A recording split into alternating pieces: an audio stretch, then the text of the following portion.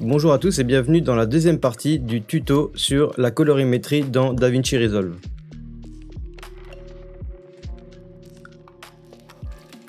Aujourd'hui, après avoir appris comment faire un tirage en Rec 709, on va continuer à passer à la seconde étape qui s'appelle faire la base de son étalonnage. Aujourd'hui, on va utiliser la deuxième méthode, la méthode que je préfère je vous en avais parlé, c'est quand on a un peu plus de temps. Elle va consister à faire donc un premier temps, on va en plus le revoir ensemble, le tirage en Rec 709 et à travailler dans l'espace de couleurs de DaVinci White Gamut.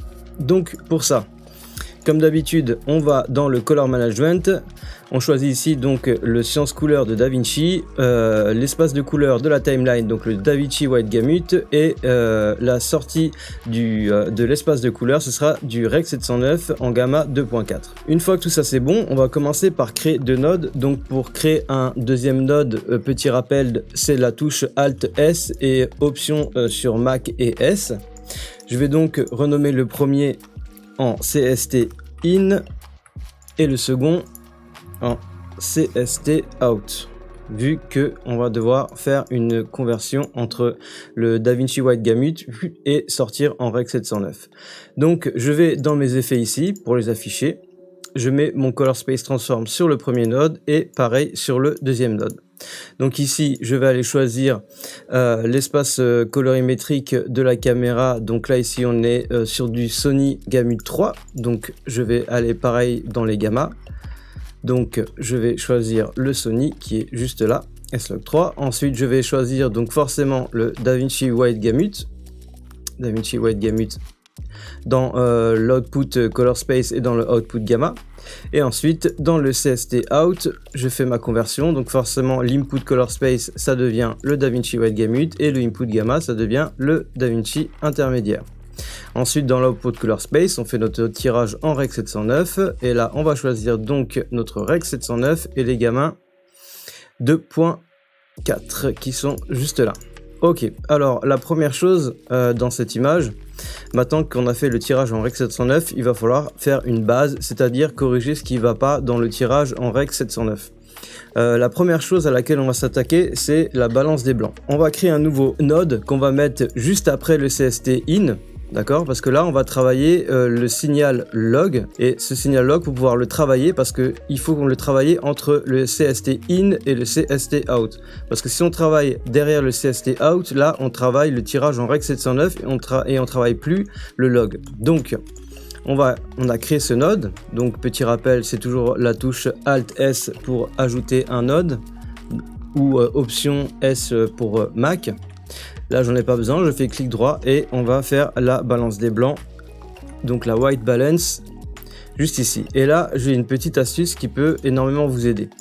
Alors, sur DaVinci, on peut éventuellement prendre ici, dans les couleurs primaires, sur les roues des couleurs primaires, on peut prendre ici la white balance auto. D'accord, donc on va cliquer sur quelque chose de blanc dans l'image et il va nous faire la balance des blancs. Mais nous, c'est pas comme ça qu'on va procéder, on va faire autrement pour bien apprendre à manier les outils correctement. Alors, ce qu'on va faire en fait, c'est qu'on va tout simplement aller ici dans l'outil qualifieur, donc c'est sélecteur en français. Je vais ici et je vais aller cliquer directement sur la peau et ensuite je vais faire en sorte de n'afficher uniquement que ce qui se passe sur ce node ici avec la petite touche, le petit icône qu'il y a ici. D'accord? Donc là, c'est là où je suis en train de travailler. Là, le souci, c'est que ça m'a pris tout ce qui est assez proche des carnations de peau. Donc, éventuellement, je peux essayer de voir en corrigeant ici avec la teinte, la saturation et la luminosité, ce que je peux retirer de l'image qui ne m'intéresse pas, parce que nous, ce qu'on veut récupérer, c'est uniquement les carnations de peau. Donc, on va voir en resserrant la teinte si on arrive à éliminer pas mal de choses. Pas grand-chose. On va voir dans les basses lumières ce qu'on peut enlever. Pas grand-chose. Un peu plus haut en luminosité. Pas grand-chose. Dans la saturation, on peut commencer à enlever des choses qui ne nous intéressent pas. Vous voyez que les carnations de peau restent très proches, par exemple, d'une toiture, là, par exemple, parce qu'on est forcément sur ce qui va plus être dans le rouge. Ok. Et on va ici aller dans le Power Window et on va prendre on va faire une petite courbe ici pour aller uniquement sélectionner la partie du visage. C'est celle qui nous intéresse ici. Ensuite, dans les scopes ici, on va aller choisir le Vector Scope. D'accord? Donc voici le vector scope. Ce qu'on va faire, c'est qu'on va aller dans les paramètres et on va cocher la case afficher l'indicateur de peau, donc le skin tone. Ici, je l'affiche et vous voyez qu'il y a un petit trait qui passe par ici. Et donc là, en fait, c'est là où nos carnations de peau doivent aller. Donc, si je fais un zoom x2, parce qu'on peut éventuellement aller zoomer dans cet outil, voilà, on voit que nous, notre carnation de peau, elle tire trop vers le rouge et qu'elle va pas assez de l'autre côté. C'est-à-dire, il faut vraiment que cette partie-là soit alignée sur ce trait qui est ici. Donc, pour corriger cette petite imperfection de la balance des blancs, parce que si notre balance des blancs n'est pas bonne, derrière pour faire notre colorimétrie, ça va être quasiment impossible, vu qu'on va partir sur des mauvaises bases de couleurs. Donc ici, grâce à l'outil Offset, je vais aller replacer, si j'utilise mon outil Offset, en fait, je vais désactiver pour qu'on voit bien ce que ça fait. Ça va totalement, je vais aller créer un nouveau nœud juste après, ça va totalement, vous voyez, changer les couleurs de mon image, ça va aller déplacer les couleurs, les informations de couleurs dans l'image, d'accord? Donc là, j'en ai pas besoin, je le remets à 0, j'enlève ceci, je reviens hop, sur le nœud sur lequel on est en train de travailler. Et donc là, on va aller corriger cette peau qui n'est pas bonne. Donc pour ce faire, je vais tout simplement, grâce à mon offset ici, je vais aller déplacer les informations pour aller hop, recoller ici les carnations de peau, c'est-à-dire là où elles doivent être à leur place ici, d'accord? Et non hop, ici, et non comme on l'avait avant, c'était beaucoup trop de l'autre côté. Voilà, donc là vous voyez, on voit déjà une grande différence. Donc là elle est uniquement au niveau de mon masque. Donc ce que je vais faire, maintenant que j'ai réussi à remettre correctement ma balance des blancs, je peux supprimer ici, donc avec l'outil plume, ce que j'ai fait, donc le masque, et je peux remettre à 0 ici mon qualifieur parce que j'en ai plus besoin, je veux que ça s'applique à toute mon image. Et là, maintenant, si on va dans le vector scope, on va enlever le zoom x2, hop, ici, et qu'on se balade là, on peut voir que notre carnation, elle est correcte. Donc si je me mets en plein écran, ça c'est avant la correction, donc on voit que l'image était assez violette, les carnations de peau aussi. Et là, avec la correction de la balance des blancs, maintenant notre balance des blancs est correcte. Donc avant, après, d'accord?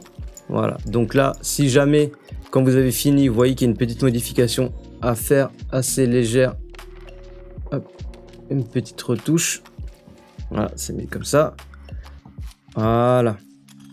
Donc là, on a fait notre balance des blancs. Donc maintenant, la deuxième étape qu'on va faire, c'est qu'on va aller travailler les contrastes. D'accord? Là, cette image manque de contraste. Donc je fais un nouveau node que j'appelle contraste. Et ici, on a les contrastes. Donc en fait, si je bouge le curseur, j'ajoute ou j'enlève du contraste dans mon image. D'accord? Donc je repars à 0. Avec la fonction CTRL F, je mets en plein écran. D'accord? Et donc là, je vais aller chercher du contraste dans mon image. Donc tout simplement, je vais aller ajouter le contraste qu'il me faut dans mon image. Donc là, je suis en train d'aller chercher ce qu'il me faut en termes de contraste. Donc là, si vous n'avez pas le clavier, le panel de DaVinci Resolve pour désactiver un node et voir ce qui se passe après, vous pouvez faire CTRL D. CTRL D, ce qui me permet en fait de désactiver un node et de voir ce qui se passe. Donc là, on voit sans contraste avec les contrastes, sans contraste avec les contrastes. Voilà la différence de l'image. Et donc là, après, on va comparer. Donc là, ici, je vais aller désactiver mes deux nodes de correction que j'ai fait ici. Et donc là, ici, on voit qu'on a notre tirage en Rec 709. Et ça, après avoir fait juste la correction de la balance des blancs pour qu'elle soit correcte et avoir fait retoucher les contrastes, voilà l'image qu'on obtient. Donc, ça, c'est juste avec le tirage en Rec 709. Et ça, c'est l'image avec la base, c'est-à-dire les balances des blancs, la balance des blancs correcte et le contraste qui est correct. Donc, avant, après, avant, après. Voilà, donc ça, c'est l'étape hyper importante à faire à chaque fois avant de pouvoir commencer à looker son image, voire même avant même de commencer à vouloir travailler avec des luttes. On va prendre un deuxième exemple parce que ça reste pareil pour tout type de carnation de peau. Si là maintenant, on va aller chercher une carnation de peau qui est beaucoup plus foncée, comme tout à l'heure, on va faire le même procédé. Donc le CST in, on va faire le CST out. tac, tac, ok. Ensuite, on va aller chercher notre transformation d'espace colorimétrique. Ici, je rentre les informations relatives à ma caméra. Donc ici, c'est de la RED. Donc je choisis dans quel espace, dans les gamutes et les gammas dans lesquels je vais travailler pour la RED. Ensuite, je vais choisir le DaVinci White Gamut puisque c'est là-dedans qu'on veut travailler. Et ensuite ici, on vient aller faire notre tirage en Rec 709. Hop, Rec 709 juste ici et les gammas 2.4. Ok, et donc là, pareil. Avant de commencer, je vais aller faire ma base, je vais rajouter un node, je fais clic droit, je le renomme, je l'appelle White Balance. Ensuite, je vais ici aller sélectionner ma carnation de peau pour être sûr que je vais avoir quelque chose de correct. Donc là, ce que je vais faire, c'est que je vais pas chercher midi à 14h, je vais directement aller me faire une courbe pour récupérer uniquement ce qui concerne la peau. Voilà. Je récupère ici l'information dans mon vector scope. Je vais ensuite aller faire un petit zoom pour voir ce qui se passe un petit peu mieux là-dedans. Et tiens, d'ailleurs, je peux l'afficher en plus grand. Scope value, voilà. On va agrandir tout ça. Ça sera plus pratique. Et là, pareil, même méthode avec mon offset, je vais aller replacer sur le trait. Donc forcément, sans dépasser et sans rapetissir cette zone-là, je vais juste aller le placer correctement. Voilà, ma correction est faite. Donc, je n'ai plus besoin de mon Power Window. Je n'ai plus besoin de mon qualifieur. Tac, j'enlève ceci. Et voilà, donc là, on peut voir que ça, c'est sans la correction de la balance des blancs. Ça, c'est avec la correction de la balance des blancs. Donc là, on peut voir qu'il y avait des petites traces un petit peu jaunes à l'image. Ça se voyait pas trop, mais on voit surtout dans le noir qui devient assez jaune. Et là, on a la correction. Et on a une bonne balance des blancs. Et là, pareil, ma deuxième étape sera d'aller travailler le contraste. Donc, qui se trouve toujours ici. Je mets mon image en plein écran et je vais aller retravailler mes contrastes. Bien évidemment, c'est aussi intelligent de regarder ce qui se passe au niveau des waveforms pour vérifier que j'écrète pas trop mon signal.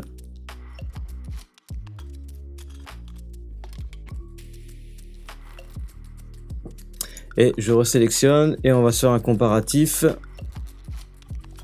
Donc ça c'est le tirage en Rec 709 et ça c'est avec les corrections de base. Et là ensuite après je vais pouvoir commencer mon étalonnage.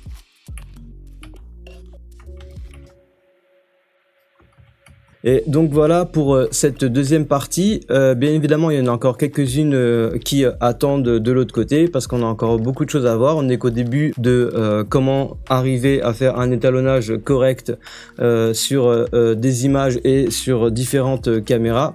Et on se retrouve bientôt pour un nouveau tuto.